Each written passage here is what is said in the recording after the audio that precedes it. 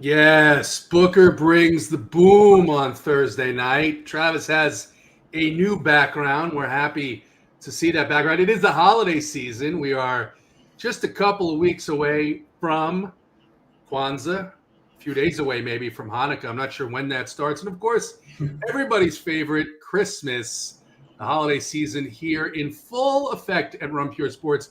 Use RPS 15 if you're not a member. I don't know why you'd be watching this if you're not a member, because it's a premium show as far as I know. We have 7 games on the NBA slate tonight. I'm here as always with not so sweet Travis this evening. I'm here with Booger. We'll start with Booger and let him give us his thoughts on DC. I mean, I would say in years past, is there anything worse than a slate where the chalk are the Spurs in large quantities, but it's really hard to avoid some of these prices. This matchup is delicious. I think we're going to debate 3 or 4. I saw someone in Discord. Shout out, by the way, to Nika. Nika's been grinding for years with Run Pure Sports, came in second. Not sure what contest that was in, but it was a $7,000 payout. So congrats to Nika. And she did it with 5 Celtics. I think it was 5 Celtics in that lineup, DC. I could never bring myself to play 5 Spurs. So I'm going to have to set some limits. We're going to have to talk through all this. But 7 games, Thirsty Thursday. What's going on, DC? Yeah, coming off a fun slate last night. And like you said, kind of you can make the case, similar spot for the Spurs as the Celtics were in last night, but it's not quite the same. We already knew Celtics were playing that really tight rotation. I mean, they were playing an 8-man rotation. You take obviously their main cog, Tatum, out of the equation, take Drew Holiday out of the equation. And yeah, I had a good night. I played 4 Celtics, I think, on all 4 of my teams. Like you said, Nika won with 5. I think the optimal might have had 6, to be honest. Sam Hauser, Horford both put up near 30 balls too. So, yeah, just one of those nights where the Celtics, I mean, there are certain teams you can stack, right? You got to be able to get out and run. You got to shoot threes, and it's got to be a lot of like assisted threes where you get that 5 points. We saw it all the time with the Celtics. It was like every bucket they made, it was, like a 4.5 or 5 point play. So, yeah, I don't think the Spurs are in quite as good of a situation tonight, but a really good spot for the Spurs. And honestly, I think a pretty fun slate overall. We got news trickling in right now on some different players. Awesome Thursday night football game tonight. I think, maybe the biggest game of the year so far, Packers and Lions. So really fun night of sports overall, and hopefully we'll end up on top of the leaderboards. Yeah, we do have that showdown. We had a couple of showdown shows on video for you guys that are looking to check that out. Of course, that starts after the NBA slate, Travis. I love the background. I mean, I can't say enough good things about the background. Quinn is actually taking a little nap behind me. It's been a long day, long couple of days for the mighty Quinn. But Travis, Spurs chalk. The Celtics last night, DC mentioned it. Celtics, of course, earlier in the season came real close to setting the NBA record for most 3-pointers in a game. Tried desperately at the end of it, just couldn't get that last one. The Spurs are a little bit different. They still have bodies on the bench. They've been a little bit more consistent this year, but more than 3 makes me nervous. What are your thoughts overall on this slate? Yeah, before I get into that, we have people claiming I'm sitting in your lap, which is kind of funny. I like the hats, how they're organized. See that you can see how they've moved. Right? Look at them here, and then look at them in yours.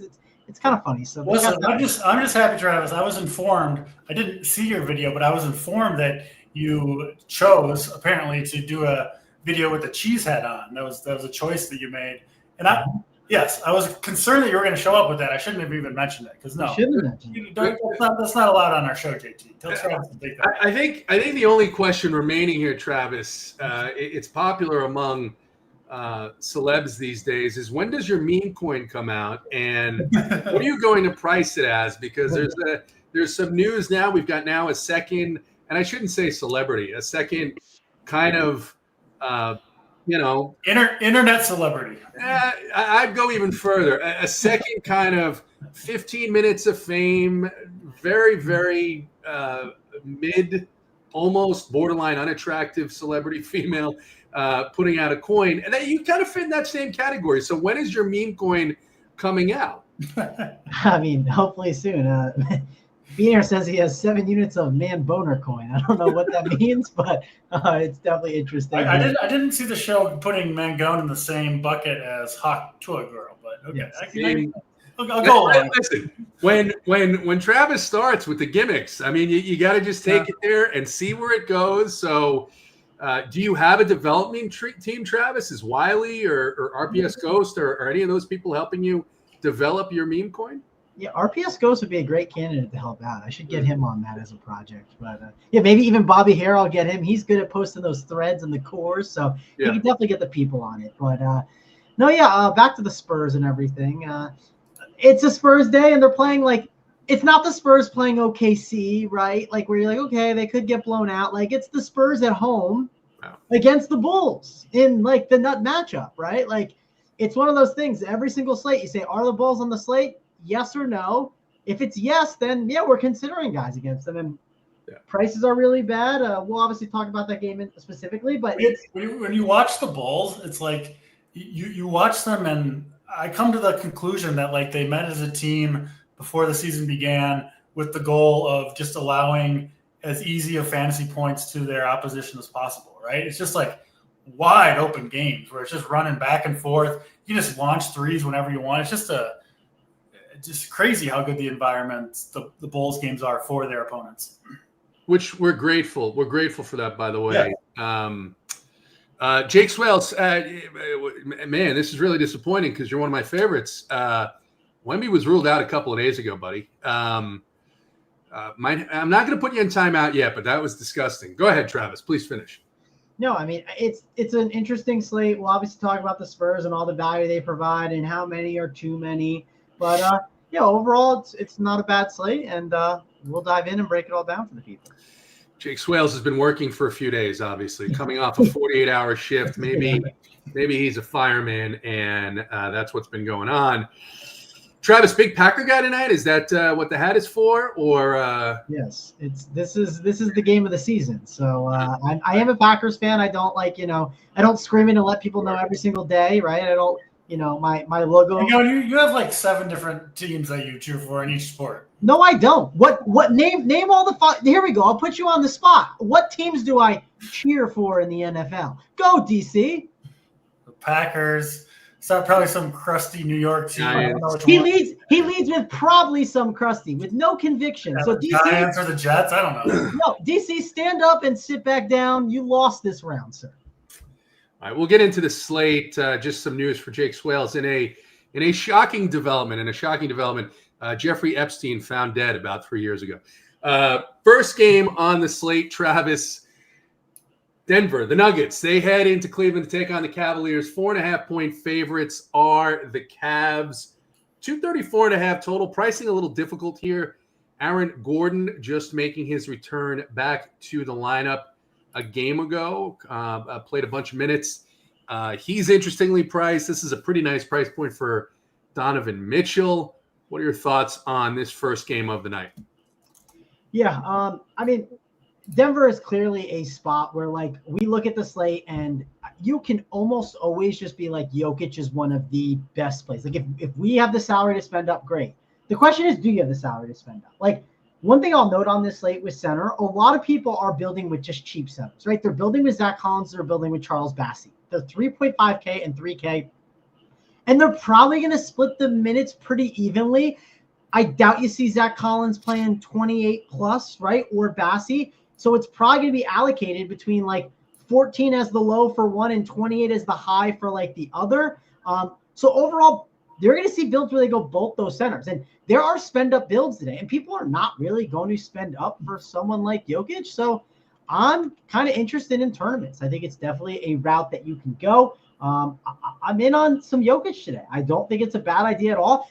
And I think it'll be fairly unique, JT. So I think he's a pretty good spend. It's not an easy matchup, right? Just on the surface, Cleveland isn't just a spot where you say, hey, I'm going to pound the big men against them. It's a great spot to play them. But it's Jokic, right? He's a unicorn. He's him, he's that guy. And this season, he's had to be that guy. And he's going to have to be that guy all season long. He is someone we are just going to spend on. And whenever he's low owned, I'm interested in. He's going to be lower, I think, than he should be on this slate. So I think he's a good contrarian spend that we should consider getting to. I don't need to get to a lot of the other options on the Denver side of the ball. It just doesn't seem that necessary to me. Cleveland is a little bit tricky. If you want to look at ownership on some of these other options, yes, you can make a case that like a Donovan Mitchell might be a little bit lower owned here, right? Or like Jared Allen, like all these, like those the core four guys they have in Garland, Mobley, Mitchell, they'll all basically be lowerish owned, and they're perfectly fine. The only problem I have with it is like the salaries that they fit in, they just don't seem like they fit that great for me. So I'm going to be kind of out on the Cleveland guys. If I do play one, it's Evan Mobley, mainly because of that power forward position and just landing in that range. But for me, this game is simple. It's Jokic, Mobley, and move on to the next one. DC, great point made there by Travis about Jokic, of course. One other note on the Cavaliers. Ty Jerome ruled in. He's just 4,400 here. Mitchell kind of stands out at that price point, 8,800. The Nuggets have been giving up points. They historically have been giving up more points on the road. And when you have a night where, yes, Jokic is Jokic, right? He's great. But you have a lot of cheap centers. That's where you have a lot of value here. Does it make sense to take the risk that he's going to have that ceiling game? Because you need that. With the value, you're going to need him to hit 7x maybe or get to 75 points. Not that he can't do it. Just a tougher matchup. Maybe it's a night to spend up at a different position. What are your thoughts here on the first game?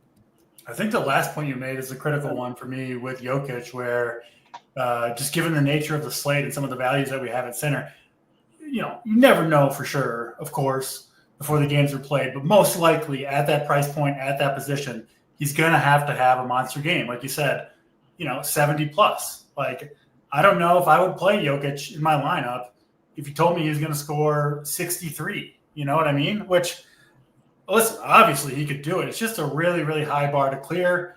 It's a good slate, I think, with a lot of good plays on it. The matchup's not ideal. I do prefer in general just to play Jokic at home, all things considered. So, I'm playing my normal 3 to 5 lineups today. I'm not going to play Jokic. Nobody else from Denver, I don't think, is really all that great on the slate if you're playing limited lineups. So I'm off of Denver. Pretty much agree with what Mangone said. Again, I wouldn't want to talk anybody off of Jokic if he's in your lineup. By all means, it's just not going to be for me tonight. I think Cleveland. Yeah, I think Mobley is the play.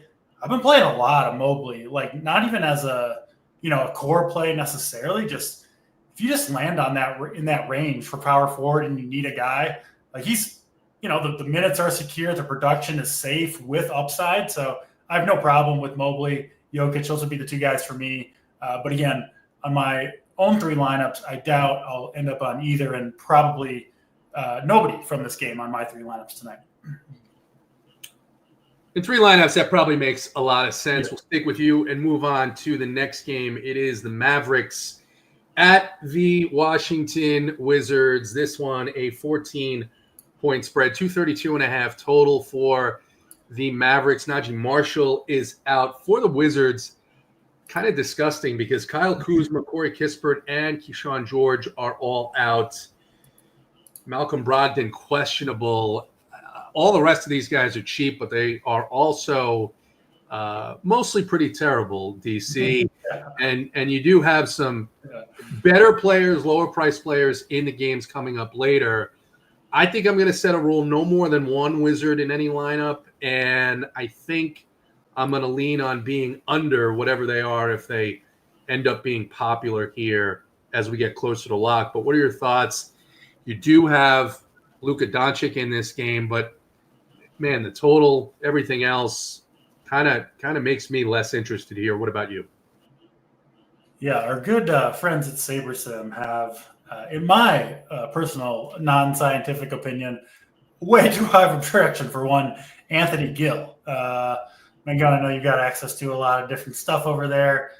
Our other Are people on Anthony Gill? Is that a thing tonight, man? Going to see a player you're considering in your cash games as a cash game pro? You don't need to scoop me tonight. I'm not playing Anthony Gill. Okay. So, I was calling for another $10 if you were playing Anthony Gill, but no need to dance around it. Travis is not playing that hideous chalk. Thank you, Travis. Okay. No Anthony Gill for me. It's I would have been a little bit more concerned about you than I already am if you told me you were playing Gill tonight. So I'm glad he's not in your lineup. I don't really want to play Washington. I'm hoping that Brogdon plays, right? So they just become all kind of a little bit worse of plays. My favorite Wizard would be the rookie, Alex Sarr. I think he just has more upside than all these guys. Obviously, kind of a super athlete. He can get involved on the defensive end, can get up and down the floor, shoots threes, possibly blowout proof, right? He's a guy that they want to give minutes if things go south, but he's playing well. He could still be in there. So Alex Sarr, I think, is the play from the Wizards. And then, of course, the Mavericks. Luka absolutely smashed the last 2 games. I mean, I don't really see why he wouldn't smash the Wizards, who are just abysmal. Play absolutely no defense. I don't really think their defense is like hurt from missing the guys that they're missing. You know, a Kispert and a Kashan George and Kuzma. It's not like those guys were playing defense either, but still, obviously a good matchup. I think if you're playing Luka, he's the only Maverick I'm playing, right? Because you kind of need him to do everything. A little bit like Jokic on the Nuggets, of course. But weirdly for a player who goes off most games, I don't seem to get Luka right very often. So curious where you're ending up on that. Obviously, one of the top spends of the night if you want to go that direction. Travis, you've already said you're not playing Anthony Gill. The concern I have with Luka, of course, is you've got this massive spread.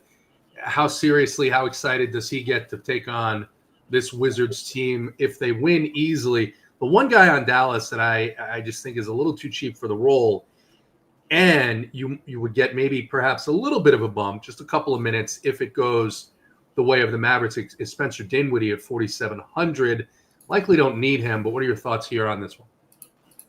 Yeah, I mean, you could do the Dinwiddie thing. I don't think that's the right values to go to. If I do pick values on the Wizards side of the ball, it's probably Alex Sarr. One, I agree with DC on that. He definitely makes a lot of sense as a value. The other guy that no one's really talking about, and I think it's mainly because we have those Spurs centers, why don't we want to go back to Jonas Valanciunas? I understand not wanting to play Valanciunas, but he's going to be unowned on this slate, literally no ownership. And I just think that's crazy to me. When the last slate, everyone played him and he got only 19 minutes. And it was because it's a blowout. But if he's going to come in at 1.9%, how is he not a bad play? You know what I mean? I don't play Valanciunas when he creeps into that 15 to 20% ownership. But at 1%, I just don't think it's crazy to consider him at 5.7K. Is he my favorite play of the slate? Is he my play of the day? No, but I'm just stating, I don't think I'd ignore that, and I wouldn't ignore the other center on the opposite side in Derek Lively at 5.5K. I mean, again, centers, you can get really unique today if you do decide to fade, and I'm not saying you have to play both, but let's say you only fade one of those Spurs centers, and you just play a Derek Lively at 5.5K. I could see Bassey or Zach Collins getting 22 and Lively getting 20, I mean 40, and that's a huge score there that could make you really different. And Derek Lively could dominate against Valanciunas' defense. So I think both those centers are really interesting. The key to Luka is, and if you do decide to play Luka, I mean, you just can't have as many studs in your lineup. Same thing kind of with Jokic. I think a lot of people, if they are spending up, they're spending up for Shai Gilgeous-Alexander for good reason. In the matchup against Toronto, I do think he's the better play for cheaper. He's a better value as a stud. But Luka's definitely not a bad tournament play. The issue that you kind of run into is, hey, could this game blow out and they pull him out early? Is it a Kyrie game? Is it Luka? So in tournaments, you could take a stab on it. It's not personally the way that I would be going today. Malcolm Brogdon available, by the way, as our friends Steven and BG3 have told us. Thank you guys for being on top of that news. Travis, we'll move on to the next game while you switch out your fan gear to put in one of your other NFL teams, as per Beanair. Next game, another big spread. The Hornets head into the Garden, 14.5-point dogs here, 217.5-point total. Travis. The Knicks have been great. The prices are up here. Only ones that seem a little bit too cheap to me are Michael Bridges and Miles McBride, considering the spread at 4,100. What are your thoughts here on the Knicks and the Hornets? Was it me or DC? You. I didn't know if you. I didn't hear the name, so my apologies. But definitely not a game I'm like super excited about. Some of the price tags they have gone up a little bit on some of these plays. Karl Anthony Towns like 9K. Especially on this center slate. Like if I'm going up, I'm going to get Jokic. I'm not going to get Karl Anthony Towns. It is a great matchup for what it's worth. Maybe I know DC's a big cat guy, so maybe you can sell me on that a little bit. It seems like the wrong slate. Brandon Miller, 8.5K. I'll tell you this. Brandon Miller has been really solid. It's definitely a heftier price tag. If he was your last guy in, I wouldn't tell you you're absolutely crazy. Brandon Miller's not the guy for me. I don't play him that much at this price, but I could understand it.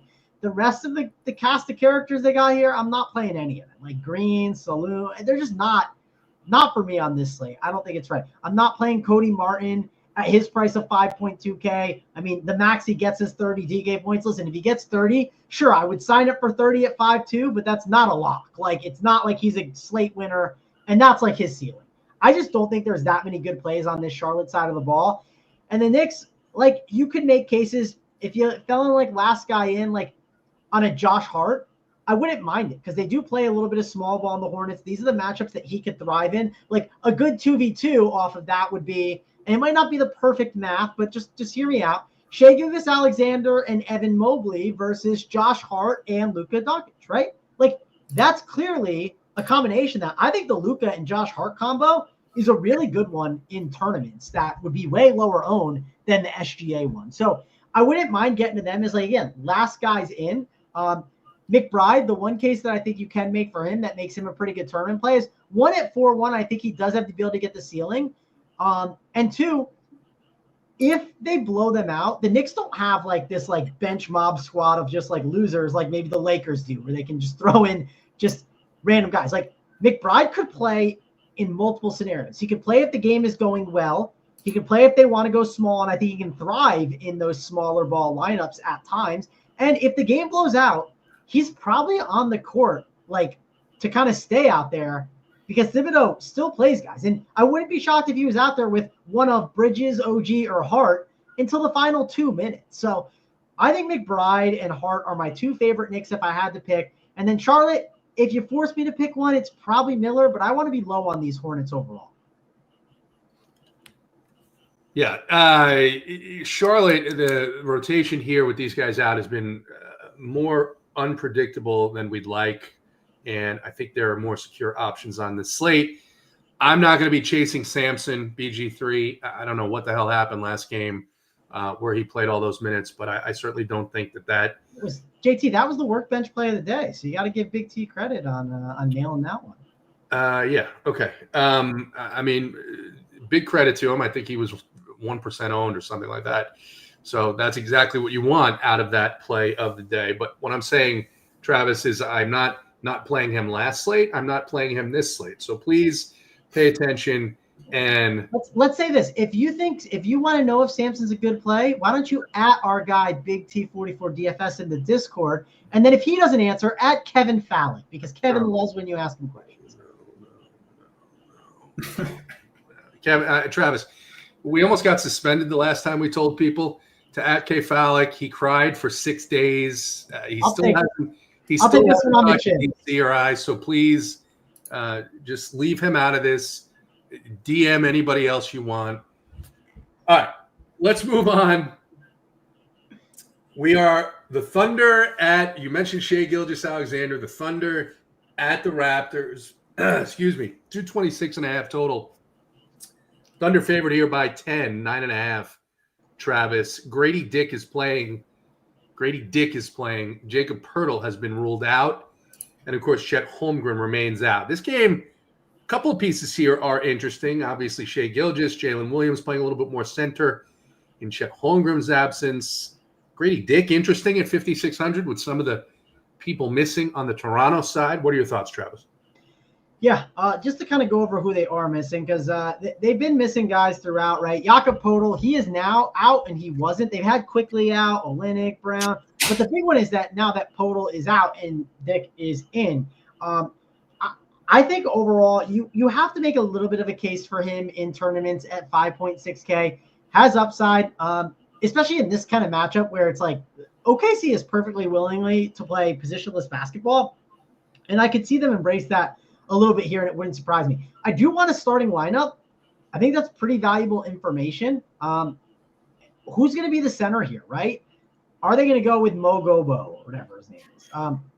Could it be a Bruno Fernando? Which, listen, if Bruno Fernando started, I'd kind of be interested, I think. As crazy as that sounds, it might be an interesting pivot that's lower owned.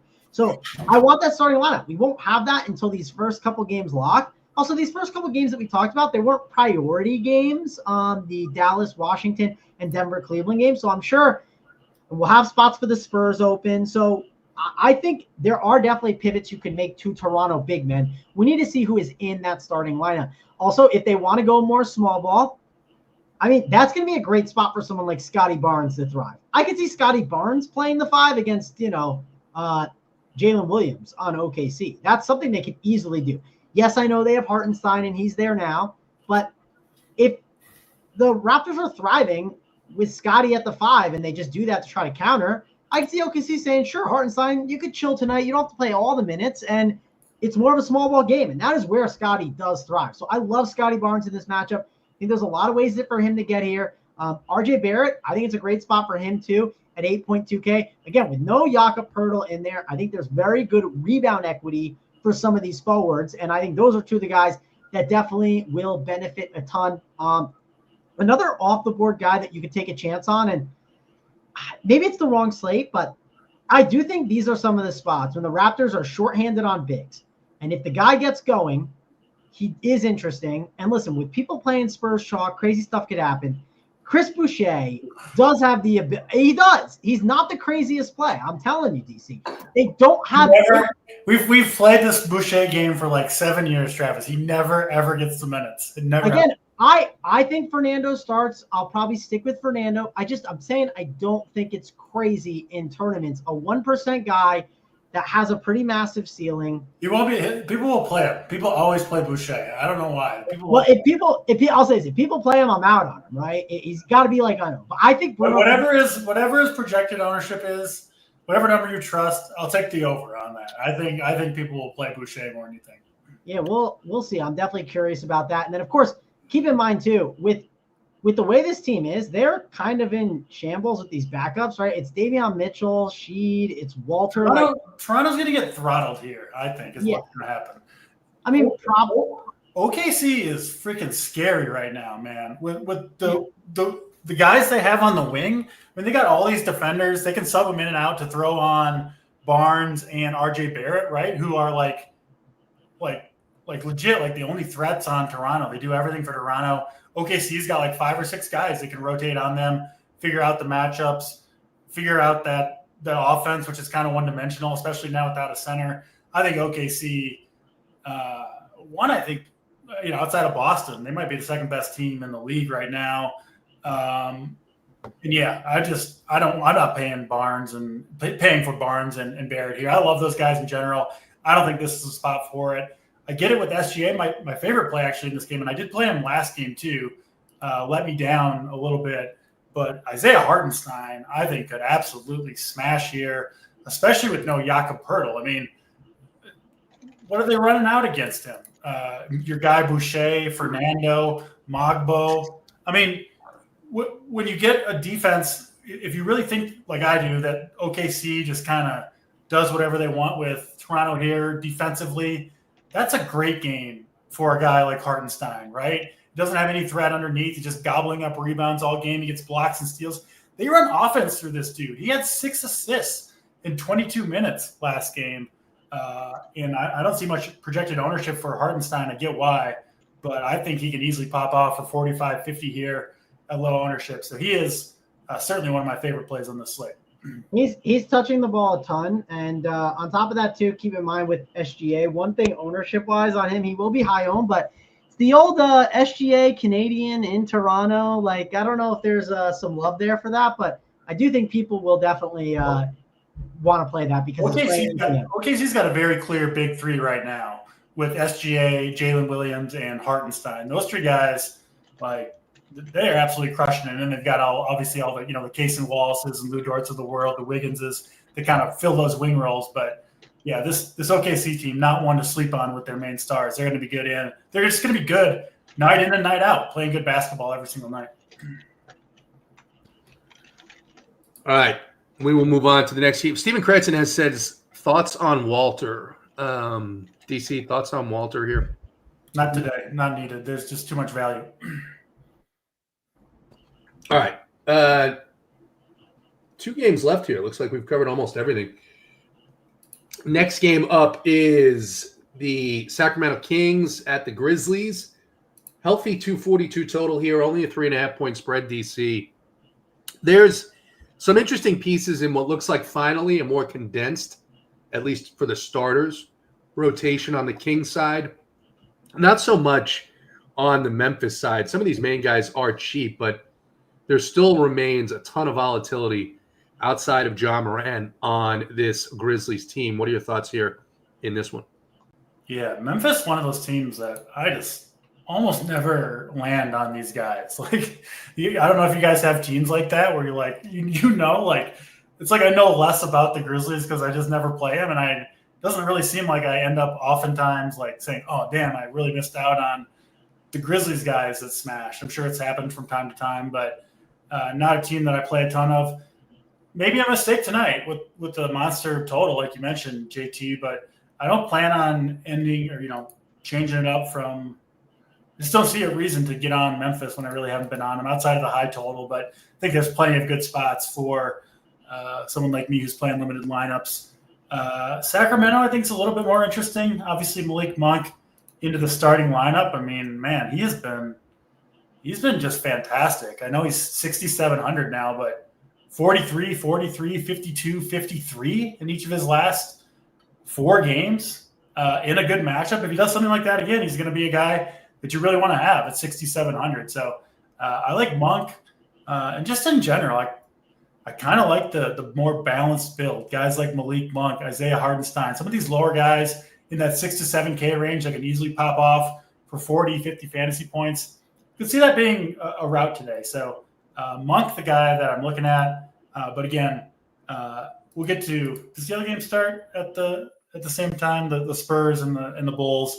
That's going to be the game during this time slot that I'm way more invested in. So probably won't end up with a ton here. Obviously, decent plays. I think the Sacramento side, the more interesting side of the two. Steve Wallach, DJ Addiction. Okay. He breaks the news to us that, Marvin Bagley is going to start for the Wizards. We'll chat about that here in a second. Not sure. Oh, no. He's a 3K starting center. He is not power forward eligible. So, and there's volatility there when I think you have some pretty clear-cut plays. But we'll see. Giddey ruled in, by the way.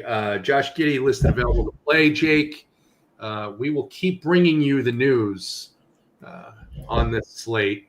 Grady Dick has been in. Todd, thank you very much. Travis, talk to us about the Sacramento Kings and the Memphis Grizzlies and why should we not be interested in Domantas Sabonis as a spend up here?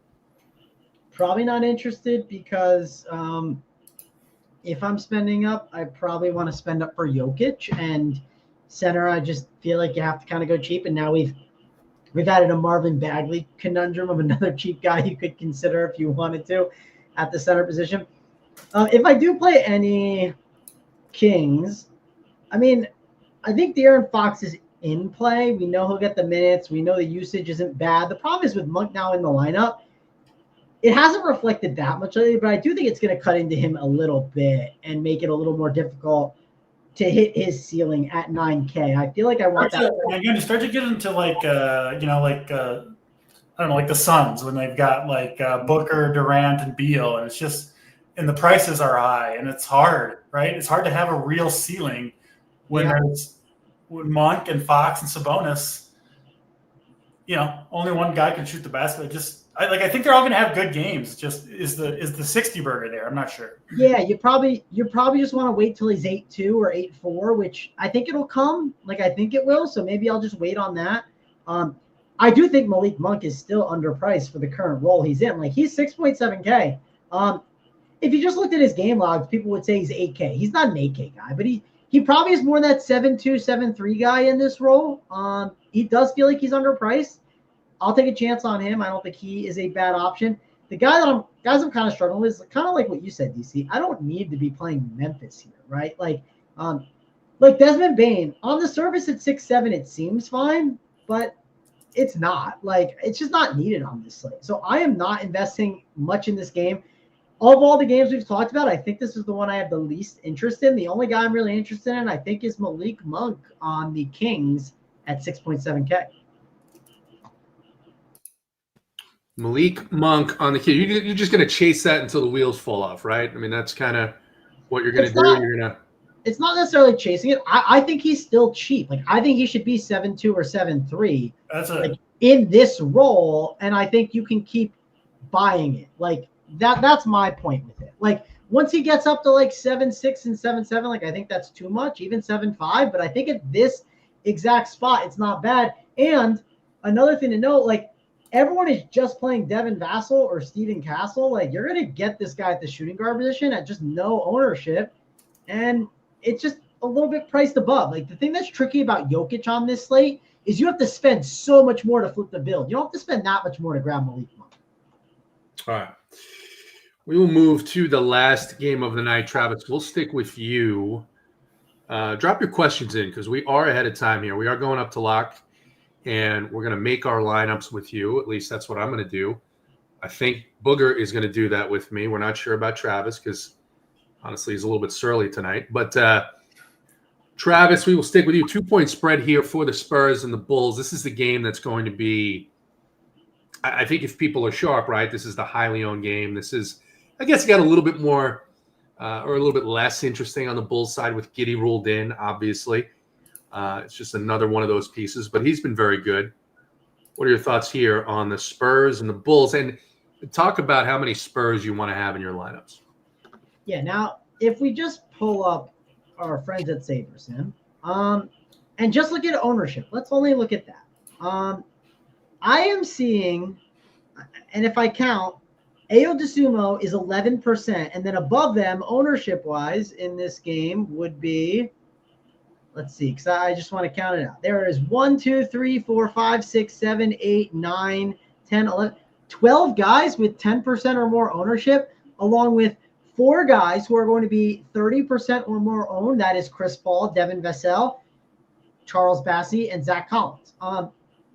I do not think it's the worst idea in the world to make a rule of max 3 of Collins, Bassey, Vassell, and Paul. I don't think it's a crazy idea on this slate. Yesterday, I did do it with the Celtics where I only played max of 3 on FanDuel. And listen, I know 5 was on a bunch of good teams, but like that's the Celtics. This is the San Antonio Spurs. I would be cautious. I don't mind the idea of max of 3. You can even put a min of 2 if you're like not getting enough because of that. Do like min 2, but at the end of the day, I want max of 3. I think there are good plays on it. The way I'd rank it is Zach Collins well above Bassey. Maybe not well above, but enough above, right? I think if you were only to play 1, I would want to play Zach Collins. I know he's 500 more, but it's not that big of a deal. Devin Vassell at 5K. I love that spot for him. He's kind of like the second best Spur. So for me, it's like Collins, Vassell, Chris Paul, Bassey, and then Steven Castle. That's kind of my rankings of the Spurs. Another guy that I think is a really good tournament play that could get not completely lost in the shuffle on the Spurs, but with everyone just pounding the ownership on those other plays, Keldon Johnson is a very good tournament play at 4.6K that can get hot from downtown. He's a Spur that I would want to probably bump up his projection a little bit because I just think his upside is really strong. So I like him as well. When it comes to the Bulls side of the ball, again, we got news that Josh Giddey is available. I'd say my favorite Bulls option probably is Zach LaVine at 7.6K. He's got that guard and forward eligibility, which helps a lot. I do think it's a really good matchup for him. So I would lean as him as being my top Spurs option. The reason why Vucevic isn't one of my top Spurs, who is actually going to be unowned on this slate, well, it's because he's 8.5K and he's a center, right? And we just can't access centers on this slate. If you are game stacking this game, I don't think it's crazy to play someone like Vucevic, right? Like, instead of playing Bassi and like Evan Mobley, why not play Vucevic and Keldon Johnson, sorry. Like, those salaries don't match up exactly, but you get the point I'm getting at here. It's like, there are ways to access someone like Vucevic. You just have to consider fading one of Collins or Bassi, and it sounds uncomfortable, but I do think it's worth considering on this slate because so many people are going to build with both of those centers. And I think in tournaments, you don't want to have that combination together that much. Sure, could it be on the winner? Yes, it could be, but so much of the field is going to be doing it. DC, a lot to discuss on this game. You mentioned that you were thinking about at least 4 Spurs. Where do you land on this last game of the night? I think that's at least an option. I certainly don't think – I thought last night you would have been nuts not to have at least 3 Celtics. Like I said, I played 4 on all my lineups. I flirted with playing 5 on some, which was actually the correct answer. Spurs, I'm not going to that extreme, but you can play 4. In my opinion, it was much easier on the Celtics. Like, it was like any 4 will do. I think on the Spurs, you do have to be a little bit more discriminatory in who you play. Are we sure? Like, Svi can play here too, right? Center. He was playing a few minutes. He's still with the team. So the Spurs centers, I'm a little worried that people are over projecting both Collins and Bassi. Not that these guys aren't good plays. At 3,500 and 3K, they're going to play some minutes. But this game could potentially go kind of small, I think, when Vucevic is out of the game. And, like, the Bulls play so fast and they play so little defense that it's like a plan. They almost – I don't know if they draw other teams into playing their style or other teams are just like, yeah, hell yeah, we'll run with you guys. Why not if we can get open threes every time down the court. So I see this game going, if the pace does start pushing, which it seems like it almost does, always does in Bulls games, I think the guys that could lose out for San Antonio are the centers, right? They're just not. They're kind of stuck in the middle of the floor as the game flies by past them. And then I think like CP3, I don't think like the Spurs are going to slow down their attack to wait for CP3 to run pick and roll with Zach Collins against the Bulls. I think the San Antonio Spurs are going to run here. And so I want the guys who can run, right? That's Castle, their rookie, you can get up and down the floor. Vassell, Keldon Johnson, and Sohan, I think, are the 4 Spurs that you want. I know people are worried about Jeremy Sohan's minutes. Played 22 off the bench 2 days ago. Prior to that, he had missed a month with a fractured thumb.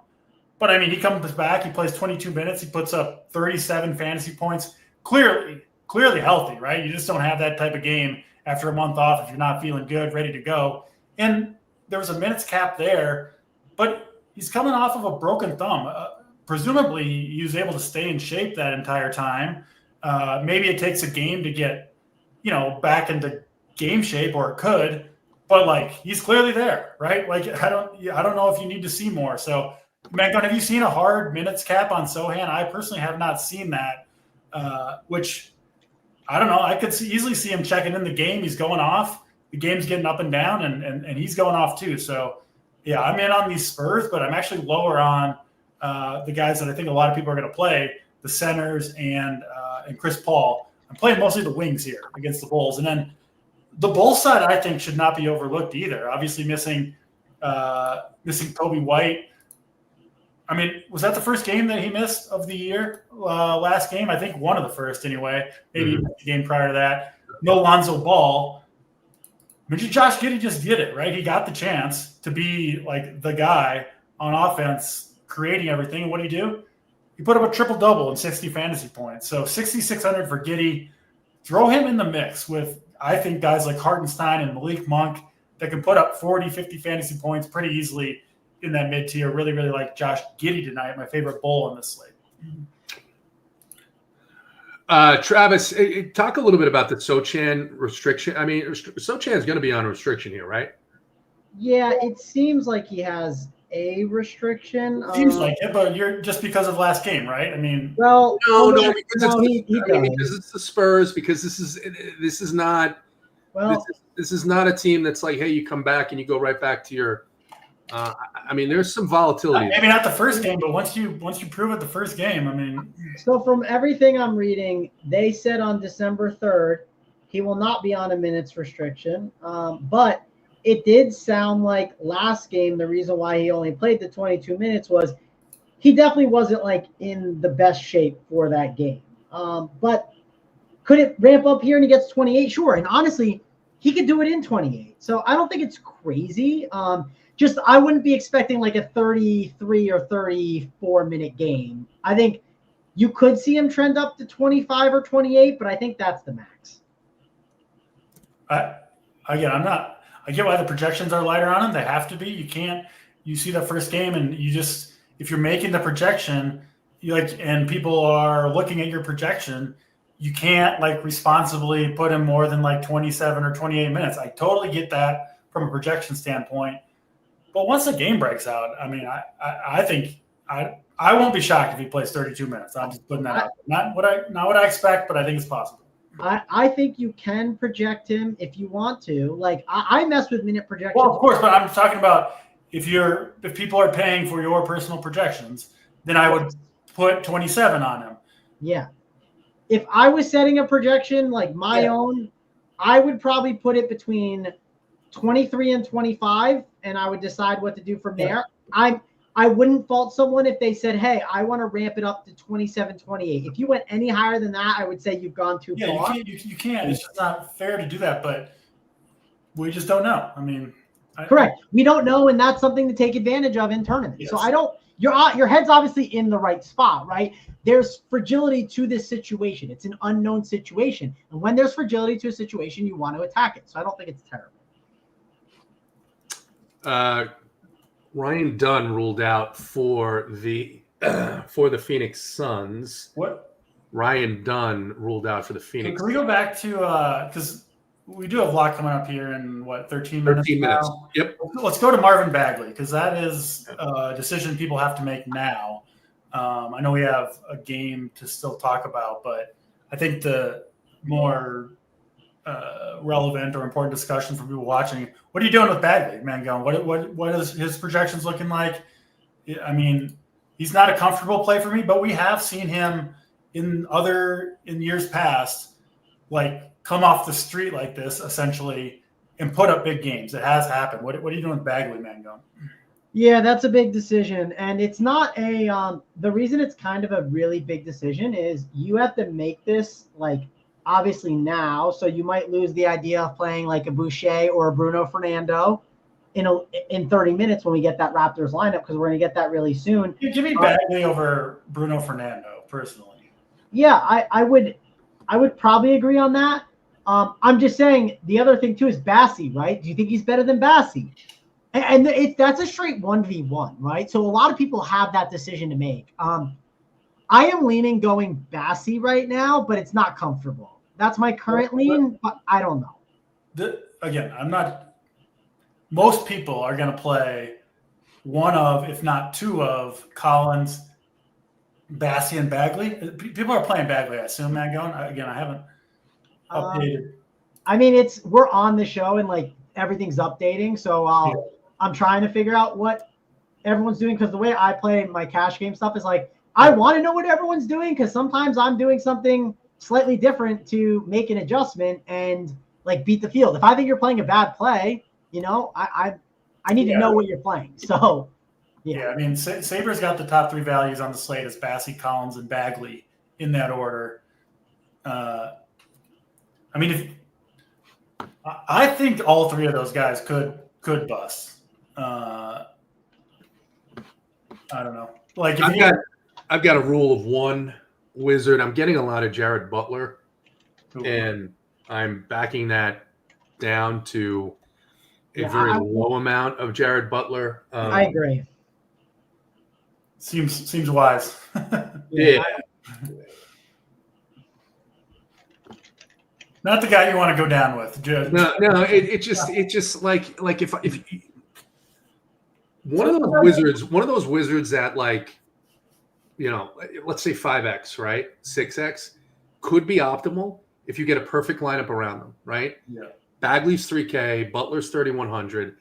Yeah, Sarr I back down, even though you like him, DC, and I'm not saying I don't. I don't think I'm going to end up on him either. It just doesn't seem like a slate to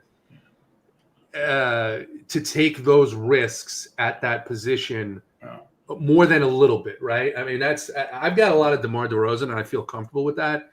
I like DeRozan's price here in this matchup, 7,500. I think of the Kings. I think coming off of a bust game, I think he's in a good spot here. So I like that a lot. This Evan Mobley, man, he just does not seem to bunch ceiling games. And now it's 7,800. We're gonna have to back him down too. All right, so I have my thought process on it, and it does make sense. So Bagley is under projected than Bassey by like a couple points, and depends where you look and what you look at. Us at RPS, we have Bassey at 25 and we have Bagley at 22. I think it's updated. I'm pretty sure it seems like it's in line.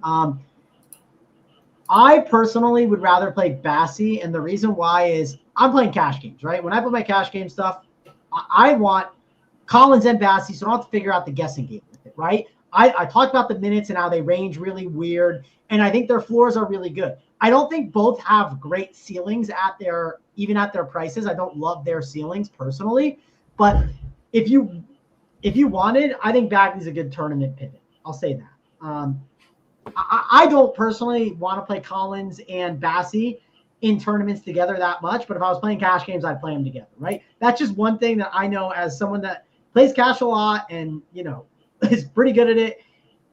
People are going to do that, and I think in tournaments, you kind of want to veer a little bit away from that to give yourself a different construction. Like those two options are just going to be duplicated on so many teams together. And because they're both centers, they're going to put you down very similar paths.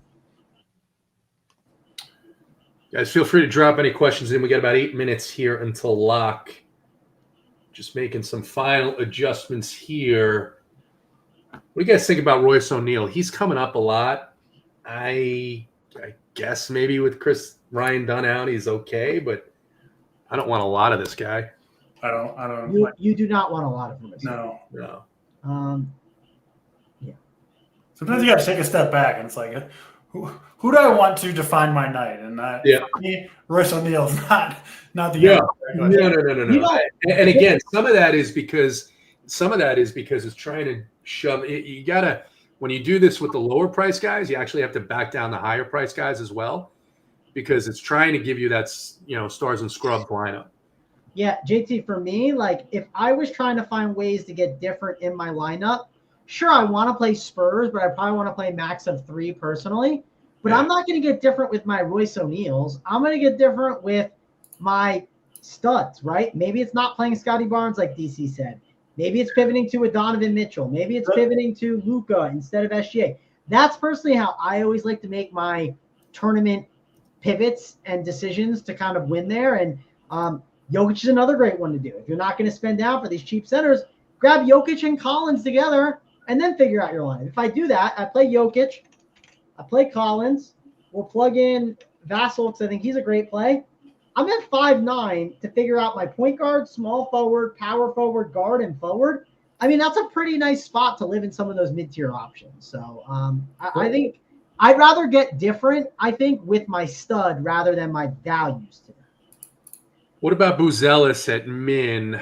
I don't know. I'm not excited about it. What do you guys think? If you do play him, and if you're a hand builder, this is a lot easier. But if you're playing Buzelis, I probably don't want Chris Paul, right? I probably want to think about which of those Spurs I'm playing, because Buzelis, if he does have a huge game, it's because he hits that ceiling and maybe gets blowout run. Like, that's part of the equation. So I want to make sure I have some of those kind of Spurs in my lineups, I think. Are people not playing Giddey? I do not think he's super owned, but that game is owned in general. I'll double check. The ownership we have on him is 20%, so I wouldn't say he's unowned. Yeah. I think Giddey and Levine have ownership. Like the guys who aren't owned is Vucevic because center of the position, obviously. I really like spending at center today, completely flipping the build, partly because the high-end forwards that you can spend on, I mean, I don't have that much faith in most of those guys. Like, I don't like Barrett. I don't like Barnes, right? There's no Giannis on this slate. I don't know.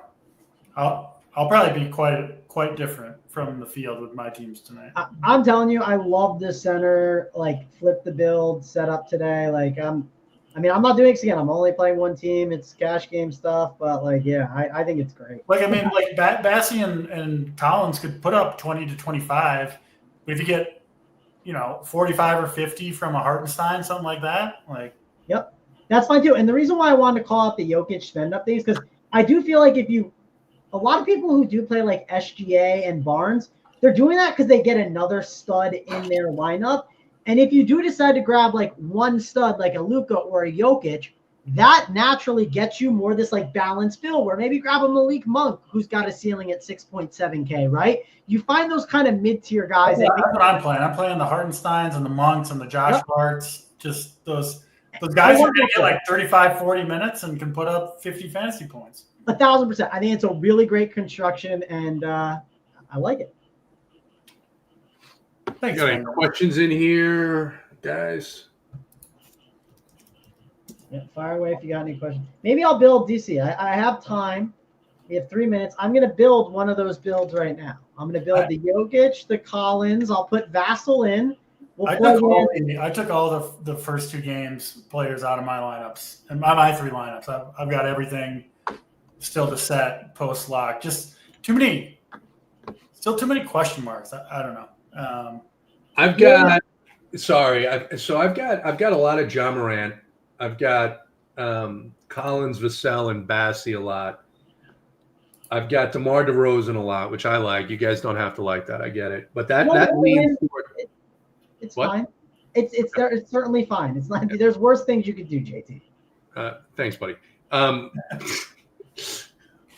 DC, we do have a question here. Thoughts on Cat Hart in the same lineup? I'm not doing that. I mean, I faded Cat myself. I faded him for the Vukovic's, the Sabonis, Vucevic, excuse me. Hartenstein a little bit there. I've got some Joker.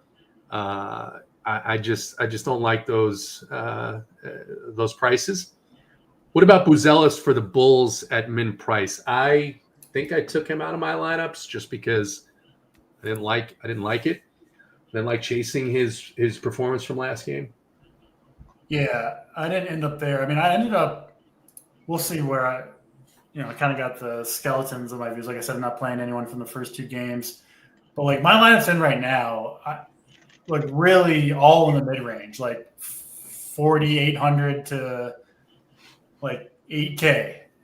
Just kind of all those dudes that I've talked about as we've gone along.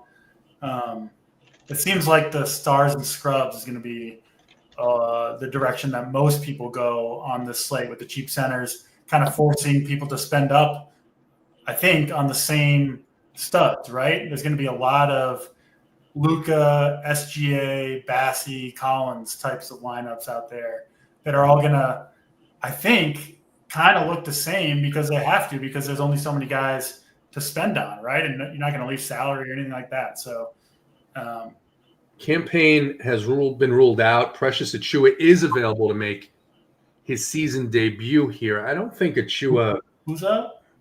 Campaign for the Knicks. Oh, okay. Cameron Payne. Oh, yeah. So that's good for McBride at 4,100. That's the play. That's the play there is McBride, I think. I like McBride. I think he's a really good player. Because now he's gonna. I mean, now he's like the true backup point, right? Whereas Campaign kind of played that role. McBride slides into that role. Yeah, McBride seems like a really, really strong play that I think probably flies a little bit under the radar given the late news, coming off the bench still, all that stuff. Beanier says that Shua knocks down Hart a little. I don't know about that. I think he may back up Towns here a little bit.